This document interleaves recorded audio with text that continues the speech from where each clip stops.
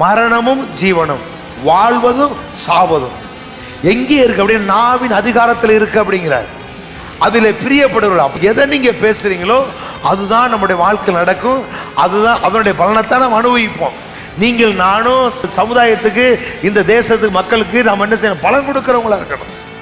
அந்த தலைமுறைக்கு நம்ம ஆசீர்வாதத்தை கடத்தி விடணும். நாம் யார், நம்மளுக்கு கடவுள் எப்படிப்பட்ட வாழ்வு வச்சிருக்கிறாரு, அதை கண்டுபிடிச்சிட்டிங்க அப்படின்னா அது உங்களுக்கு ஜீவனும் வாழ்வுக்கு, உங்கள் உடலுக்கு ஆரோக்கியமாக. மரணத்துக்கு அதே பிசாசையும் ஜெயிச்சிட்டாரு, பாவத்தையும் என்ன செய்ய ஆக்கினைக்குள்ளாக தீர்த்துட்டாரு. அப்ப பாவத்துக்கு மரணத்துக்கு மனுக்குலத்து மேல என்ன இல்லை? அதிகாரம் இல்லை. இப்ப நீங்கள் நான் யாரு? ஆவிக்குரியவர்கள், விசுவாச பிள்ளைகள். அப்ப மரணத்துக்கு பாவத்துக்கு மேல என்ன இல்லை? அதிகாரம் இல்லை.